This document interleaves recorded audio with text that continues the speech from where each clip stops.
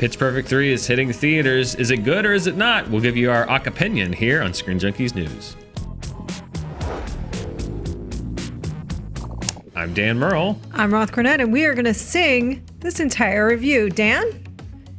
You don't want that. You really don't. Yeah, and I apologize for that pun. That may have been my worst one. No. It's the movie's fault more than mine. Yeah, no, we blame the movie. But we don't blame it because it was actually quite... And you know what? I'm going to retract that last statement. Not actually. It was on par with the other films, which I quite enjoyed. I like this franchise. It has taken it to a whole new level of suspension of disbelief, but that... I kind of appreciate that. Let me lay out my feelings on the Pitch Perfect franchise. The first two movies, not the biggest fan. Didn't hate them. Didn't love them. There's a tolerance that you have, I think, that people have for a cappella music. Mine is not especially high. So I thought some of it was cool. The other parts of it wore down on me a little bit. So I went into this with kind of like very middle to low expectations. And I actually kind of like this one better than the other two, but in a weird way because it has the least amount of a cappella music, and they take the plot kind of is torn away from that, because the first two are pretty much the same movie. It's you have the Bellas and they're disgraced, and then they have to go to a competition to try to redeem themselves, and they did that twice already. This movie, they kind of break out of that, and I think they lean into their strengths a little bit more. I think maybe the people that go to it for the music might like it less, because this is probably has the least, at least kind of that a cappella vibe that the other two have had.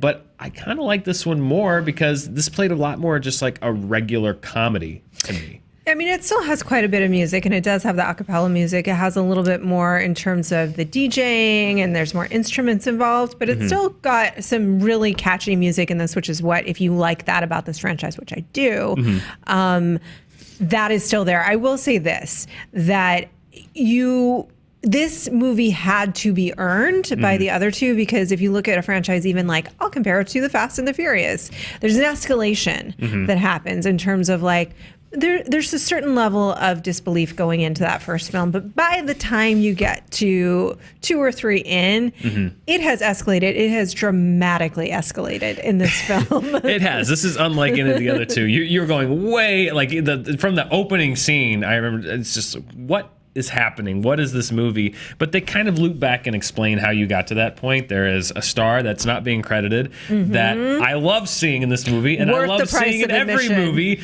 And it's so good that that person is in this movie and we didn't know. I think also they know where their bread is buttered as far as the comedy goes. And I think that, number one, they lean very heavily into Rebel Wilson in this movie, which for me is a good thing because I think that she's very funny. They got rid of some people I think that might have been extraneous. There's one person in particular that was in the previous two movies that I just personally not a fan of, not in this movie. So that was kind of one element that I disliked about the other two, gone. And I think they really centered it back. You can tell that this is the last one, and they wanted to center it around this group again. And so I think there is a lot of Rebel Wilson, but I don't think everything gets lost in the shuffle. Everyone kind of has their moments. And I like that the movie even acknowledges that there are a couple of characters that are just fillers, that don't matter, but the movie acknowledges that, and they're cool with it. Yeah, that's what I was going to say. And in terms of like, not only does it have to be earned to where they take it, which they stretch, they include characters like Elizabeth Banks' character, for example, no longer really belongs in this world. No. And they really are stretching the bounds to include her there, but they're getting a little self-reflexive about that. Yeah. And they are making jokes about what the franchise has been and who's important and who's not. So if you haven't seen the other two movies, this probably isn't going to land as well. Bless you. Excuse me, that was on perfect Bless pitch. you. Perfect. Pitch perfect. Yes. Yeah, if you haven't seen the other two, this may not play as well. If you are a fan of the other two, I think that this is a happy conclusion. Yes. That will take you to unexpected places, but also rounds out the characters' lives pretty well and what we want from them. Anna Kendrick stands in and sort of grounds the piece, Rebel Wilson, and those are the two anchors, and they continue to be in a way. I will say that I'm going to list some things that I like. Sure. Singing competitions. Okay. Elizabeth Banks. Yep.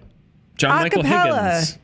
And the secret star that is in this movie is also one of my very favorite things. So to me, it's worth the price of admission. It is fun. It is very frothy. It is silly. It is not meant to be taken seriously in any way. It has catchy music. It has a larger than life plot line, and it is wish fulfillment. This is fantasy material where we can step into the lives of these young Bellas and imagine that our lives are so much grander and more expansive than they are. Set to the beat. I liked it. I think it's a fun, light holiday movie. It's not the best movie of the year, but it does what it set out to do. I enjoyed it too. I would recommend it. It's a good matinee day after Christmas movie if you're looking for just an hour and a half of just entertainment and humor and comedy. I do think at times it is extraordinarily similar to another comedy that came out a few years ago. I won't say it because it kind of tips where the plot goes, but you'll know it when you see it. That being said, I enjoyed it. I enjoyed this movie. I in a way, I kind of enjoyed it more than the other two, just because it was more of a straight out comedy, and that played more to my personal sensibilities than the other two did. And I give a recommendation. It's fun. It's a good time. It's a good time at the theater. Yep.